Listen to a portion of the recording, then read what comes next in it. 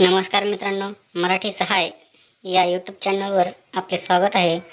तर आज आपण पशुसंवर्धन योजना 2025मध्ये दुधाळ गाय, म्हैस, शेळीपालन, कुक्कुटपालन यांचा ऑनलाईन फॉर्म कसा भरायचा आहे ते आपण बघणार आहोत. तर चला सुरू करूया. तर सर्वप्रथम आपल्याला या वेबसाईटवर यायचं आहे ah.mahabms.com. त्यामध्ये आल्यावर आपल्याला मुख्य पृष्ठ, योजनेचा तपशील, वेळापत्र व अर्जदार नोंदणी यावर आपल्याला क्लिक करायचं आहे. त्यानंतर काही बाबी येतील त्या आपण लक्षपूर्वक वाचून घ्यायच्या आहेत. इथे आपल्याला अर्जदाराची माहिती भरायची आहे.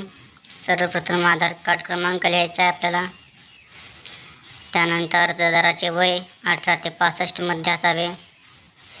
नंतर अर्जदाराचे पहिले नाव, वडिलाचे नाव, स्त्री असेल तर पतीचे नाव, नंतर अर्जदाराचे आडनाव, त्यानंतर लिंग स्त्री पुरुष, मोबाईल नंबर जो आधार कार्डला लिंक असेल, ईमेल ID लिहायचा असेल नाहीतर सोडा. त्यानंतर आपला जिल्हा निवडायचा आहे आपल्याला. त्यानंतर आपल्याला आपला तालुका निवडायचा आहे. नंतर आपले गाव, त्यानंतर जात प्रवर्ग, अनुसूचित जाती SC, सर्वसाधारण, अनुसूचित जमाती, त्यानंतर दिव्यांग आहे का तर हो किंवा नाही, दारिद्र्यरेषेखाली आहे का होय किंवा नाही, शैक्षणिक पात्रता प्राथमिक, माध्यमिक, उच्च माध्यमिक जी असेल ते लिहा.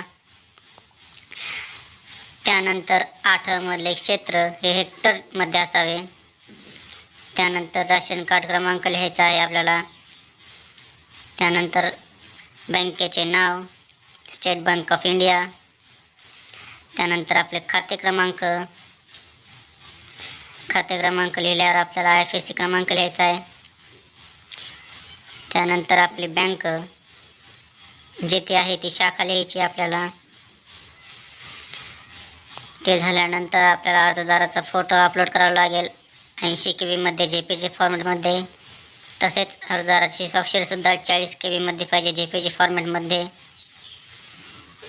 त्यानंतर अर्जदाराच्या राशन कार्डनुसार सदस्यांची माहिती आपल्याला भरायची आहे. अर्जदाराच्या राशन कार्डमध्ये पुरुष किती आहेत, स्त्री किती आहेत ते लिहायचे आपल्याला. समजा पुरुष 1, स्त्री 2. तर खाली आल्यानंतर आपल्याला त्यांचा आधार क्रमांक टाकायचा आहे पहिल्यांदा. त्यानुसार राशन कार्डवर सदस्यांचे जसे नाव आहे ते लिहायचं आहे. स्त्री पुरुष लिंग जे असेल ते लिहा. नंतर त्यांचे वय लिहायचे आहे. तसेच आपल्याला सर्व रकाने पूर्ण करायचे आहेत ते. राशन कार्डवर नाव, स्त्री पुरुष, वय, त्यानंतर नियम व अटी मान्य करायचे आहेत व पुढे चला. यानंतर आपल्याला फॉर्म असा दिसणार आहे आपला. एकदा फॉर्म नीट बघायचा आहे. जर काय चुकलेलं असेल तर त्यात बदल घेऊन आपला फॉर्म बरोबर आहे तर जतन करा यावर क्लिक करायचं आहे. त्यानंतर आपला फॉर्म ही नोंदणी यशस्वीरित्या झाली आहे. त्यानंतर आपल्याला कोणत्या योजनेसाठी फॉर्म भरायचा आहे तर ते आपण बघून घेऊ. त्यामध्ये शेळी वाटप असेल, गाय वाटप असेल, त्यापैकी आपल्याला एक निवडायचं आहे किंवा दोन्ही निवडू शकतो. त्यानंतर खाली दिलेले काही प्रश्नांचे आपल्याला हो किंवा नाही म्हणून असे उत्तर द्यायचे आहेत. समजा अर्जदार महिला गटाचे सदस्य आहे, हो किंवा नाही. अर्जदार भूमिहीन आहे, होय किंवा नाही. अर्जदार दारिद्र्यरेषेखाली आहे, होय किंवा नाही. अर्जदार सुशिक्षित बेरोजगार आहे, होय किंवा नाही. असे आपल्याला प्रश्नाचे उत्तर होय किंवा नाही असे द्यायचे आहेत. तर अगोदर आपण प्रश्नाचे उत्तरे देऊ.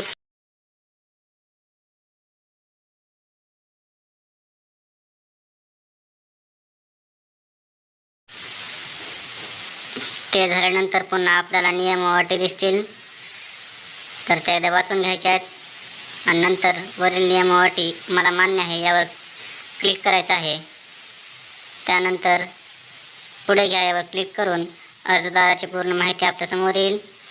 ती माहिती एकदा बघायची आहे. जर का चुकलं असेल तर बदल करायचा आहे आणि जर ती माहिती बरोबर असेल तर जतन करा यावर क्लिक करायचं आहे. आपण जतन करा क्लिक करायचं आहे. तर यानंतर दिलेलं आहे की अर्ज जतन केल्यानंतर यामध्ये कुठल्याही प्रकारचा बदल करता येणार नाही. मला मान्य आहे यावर आपण क्लिक करायचं आहे आणि त्यानंतर जतन करा यावर क्लिक करू. जतन केल्यानंतर आपल्याला असा एक पावती दिसणार आहे. तर त्या पावतीची प्रिंट काढून ठेवायची आपल्यापाशी. असा हा आपला फॉर्म भरून झालेला आहे. धन्यवाद.